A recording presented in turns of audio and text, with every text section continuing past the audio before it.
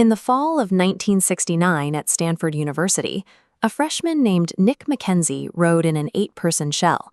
Because the men's team was short on coxswains, the small athletes who steer and call the rhythm, female classmates stepped into the boat. In practice, they did the work, but on race day, the women were barred from competing. The rules allowed them to steer a Tuesday workout, but not a Saturday contest.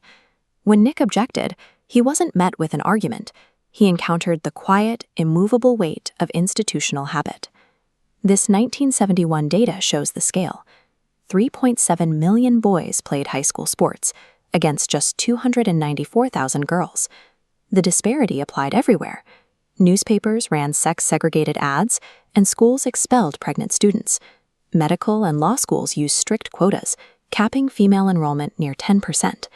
Patsy Takemoto Mink experienced these limits firsthand.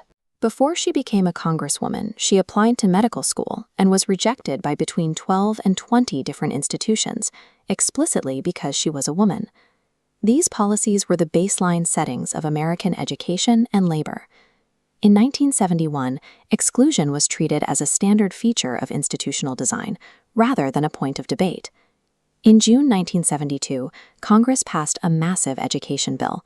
Buried inside was Title IX. Its authors used the language of the 1964 Civil Rights Act as a template, simply adding sex to the list of protected categories for any education program receiving federal money. The 37 words of the statute never mention athletics. The text contains no reference to sports teams, admissions quotas, or sexual harassment. Congress had authorized a broad mandate for education programs without a clear consensus on how it would be enforced. They had established a legal mechanism that would soon challenge almost every traditional gender restriction in American schools.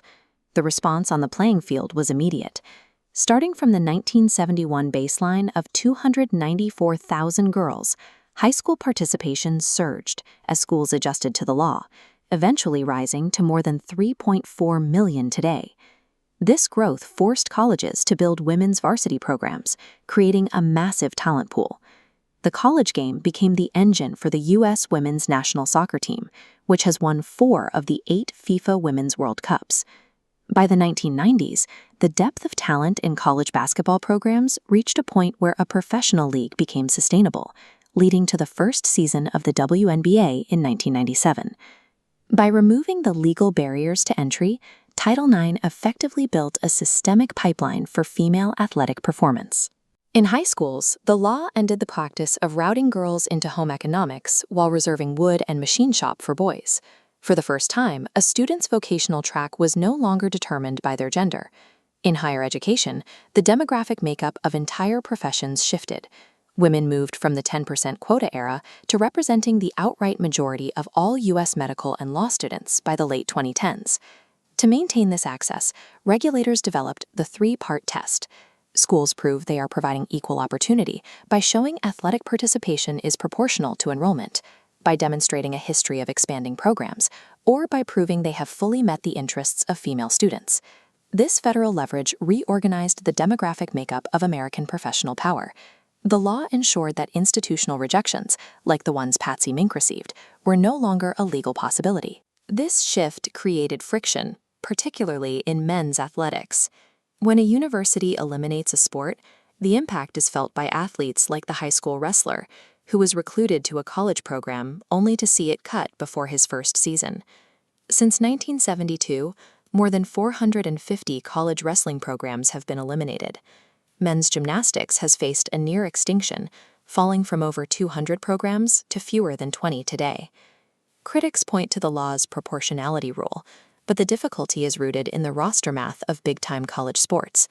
A major football program carries roughly 100 men, with no female equivalent in the department, making it difficult to reach a proportional balance.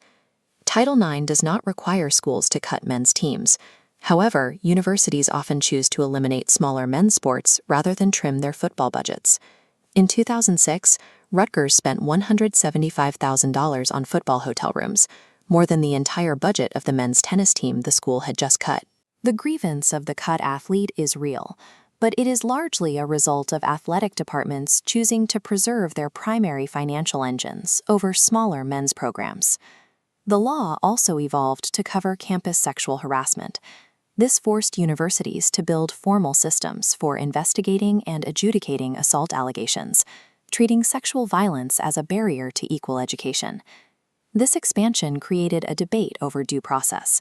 Accused students faced campus tribunals that often lacked the safeguards found in a courtroom, leading to a decades-long conflict between changing federal administrations over how to balance survivor protection with fairness for the accused. Even in athletics, the disparities remain visible. During the 2021 NCAA tournament, female athletes were given a single rack of dumbbells, while the men had access to sprawling, state-of-the-art facilities. While the implementation of Title IX is often contested, the law established a permanent federal standard for participation. In 1971, Nick Mackenzie's teammates were pulled from the boat because of institutional policy. After 1972, their presence in the boat became a matter of legal standing.